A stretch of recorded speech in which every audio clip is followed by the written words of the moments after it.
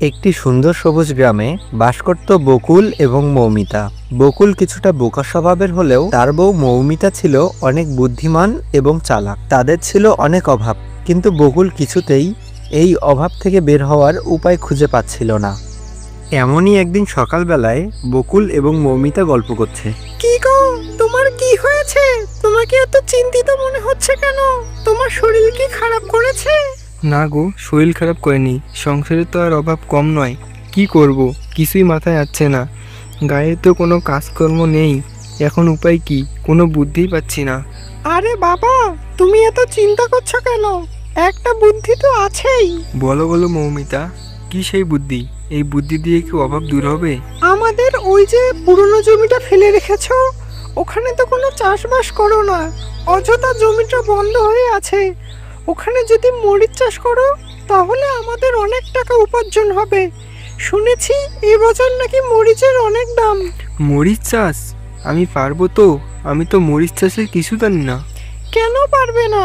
মানুষ চেষ্টা করলে সবকিছুই করতে পারে। আমি তো আছি তোমার সব কাজে সাহায্য করার জন্য। তুমি বাজার থেকে ভালো মানের মরিচের বীজ কিনে নিয়ে আসো, বাকিটা আমরা দুজন মিলেই করব। তাই তো, এই বুদ্ধিটা তো আমার মাথায় আসেনি। ঠিকই আছে, আমি এখনই গিয়ে বাজার থেকে বীজ আনতেছি। এরপর বকুল পরের দিন বাজারে যায় এবং বাজার থেকে খুব ভালো মানের মরিচের বীজ নিয়ে আসে। এরপর বকুল শুরু করে তার অক্লান্ত পরিশ্রম।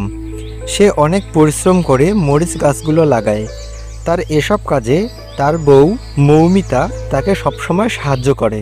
এর কিছুদিনের মধ্যেই বকুলের জমিতে খুব ভালো মরিচের গাছ জন্মায় এবং খুব ভালো মরিচের ফলন হয়। মৌমিতা, বিশ্বাস হচ্ছে না, সত্যিই বিশ্বাস হচ্ছে না যে এত সুন্দর মরিচ ফলিয়েছি আমরা। দেখো প্রতিটি গাছে কি পরিমাণ মরিচ ধরেছে। এই প্রথম এত ভালো ফলন দেখলাম আমাদের জমিতে। তোমার বুদ্ধির জন্যই আজ এটা সম্ভব হলো মৌমিতা। তোমার মতো চালাক আর বুদ্ধিমান বউ না থাকলে আমি হয়তো এই অভাবের কাদা থেকে কখনোই বেরোতে পারতাম না। তুমি সত্যিই লক্ষ্মী। আরে বাবা, এতে এত অবাক হওয়ার কি আছে? আমি তো শুরুতেই বলেছিলাম, পরিশ্রম করলে পরিশ্রমের ফল অবশ্যই একদিন পাওয়া যায়। দেখোনি আমরা দিনের পর দিন কত খাটলাম এই জমিটার পিছনে। সকাল থেকে সন্ধ্যা পর্যন্ত মাটি তৈরি করেছি, বীজ বুনেছি, সার দিয়েছি, আগাছা পরিষ্কার করেছি। এক মুহূর্তের জন্য বিশ্রাম নেইনি। এই ফলন তো আমাদের কঠিন পরিশ্রমেরই ফসল। হ্যাঁ, পরিশ্রম তো বটেই, তবে তোমার বুদ্ধিতে এই পরিশ্রমটা সঠিক পথে গেল। নইলে আমি তো হাবা গোবার মতো বসে থেকে দিন কাটাতাম। তোমাকে একটা কথা বলি, যখন প্রথম মরিচ গাছের চারাগুলো মাথা তুলেছিল তখন আমার যে কি আনন্দ হয়েছিল। মনে হচ্ছিল যেন আমার নিজের হাতে করা স্বপ্নগুলো মাটি ফুঁড়ে বের হয়েছে। আর এখন তো মরিচে মরিচে ভরে গেছে। ভাবছি এত মরিচ তুলবো কি করে। গোমরা মুখ, শুধু আমার বুদ্ধি নয়, তোমার পরিশ্রম এর পেছনে আছে। বেশি ভাবতে হবে না, যখন ফলন বেশি হয় তখন কাজটাও সহজ হয়ে যায়। আর হ্যাঁ, মরিচ বিক্রির যে টাকাটা পাবো তার একটা অংশ দিয়ে তোমার জন্য কিছু জামা কাপড় কিনবো। ছেঁড়া গেঞ্জি আর লুঙ্গি পরে আর কতদিন ঘুরবে? এরপর একটা নতুন ধুতি আর পাঞ্জাবি কিনবো। তখন তোমাকে দেখে গ্রামের লোকজন চিনতেই পারবে না। আরে বাবা, জামা কাপড় দিয়ে কি হবে? তার চেয়ে বরং কিছু টাকা জমিয়ে রাখি। এই টাকা দিয়ে আমরা প্রথমে আমাদের থাকার ঘরটা পাকা করব। কতদিন ধরে ভাঙা ঘরে আছি, ঝড় বৃষ্টি হলে ঘুম হারাম হয়ে যায়। একটা নতুন ঘর তৈরি করব, যেখানে তুমি আরামে থাকতে পারবে। সেটাতেই আমাদের শান্তি। ইস, কি যে বলছো! ঘরের কথা ভাবতে তো আমি ভুলে গেছি। ঘরের কাজ তো অবশ্যই করব, তবে তার আগে একটা কাজ। এই যে সারাদিন মাঠে ঘাটে তোমার হাত দুটো দেখো কি হয়ে গেছে। খসখসে শুকনো মরিচ বিক্রি করে একটা ভালো তেল আর সাবান কিনবো, যাতে তোমার হাত নরম থাকে। সর্বক্ষণ মাঠে কাজ করে তোমার দিকে আর তাকানো যাচ্ছে না। আমার হাতের চিন্তা বাদ দাও, তার চেয়ে বরং একটা জিনিস বলো। এত মরিচ ফলিয়েছি আর তুমি আমার জন্য কি করবে? শুধু তেল সাবান?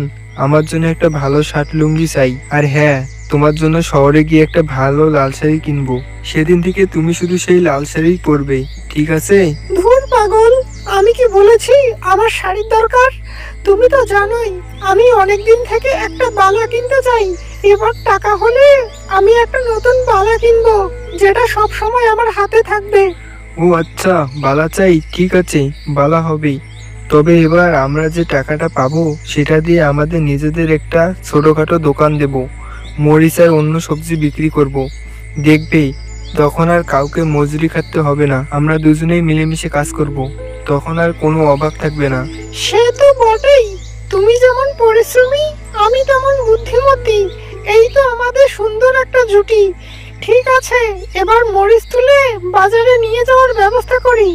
বেলা পড়ে আসছে, আজ থেকে আমাদের নতুন জীবন শুরু হলো বকুল। পরিশ্রম সত্যি মধুর।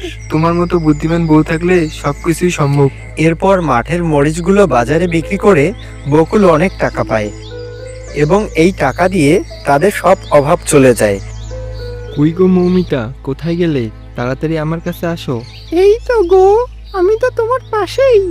কি হয়েছে আজ তোমার মুখে এত হাসি কেন? মনে হয় দুনিয়া জয় করে এসেছো। জয় করেছি তো, তুমি বিশ্বাস করতে পারবে না, মরিচের যে দাম বেড়েছে এবার, গত 10 বছরে এমনটা দেখিনি। তুমি কি সত্যি কথা বলতেছো গো? কত টাকা হয়েছে বলো না শুনি।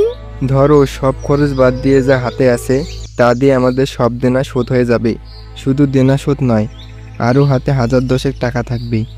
আজকের এই দিনটা দেখার জন্য অনেক অপেক্ষা করেছি গো।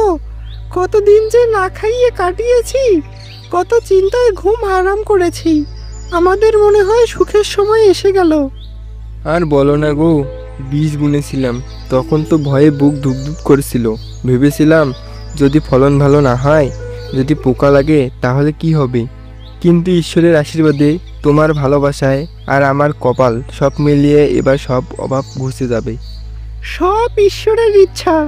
তুমি যে এত পরিশ্রম করেছো, রোদ বৃষ্টি মাথায় নিয়ে খেটেছো, তার ফল তো পাবেই। মনে আছে গত বছর ধানে যে লোকসানটা হলো, তখন তুমি কত ভেঙে পড়েছিলে। আমি বলেছিলাম ঈশ্বর আমাদের নিরাশ করবেন না। হ্যাঁ মনে আছে, তোমার কথাই সত্যি হলো। এবার এই টাকা দিয়ে সবার আগে মহাজনের দেনা শোধ করব, তারপর বাকিটা দিয়ে কি করা যায় বলো তো।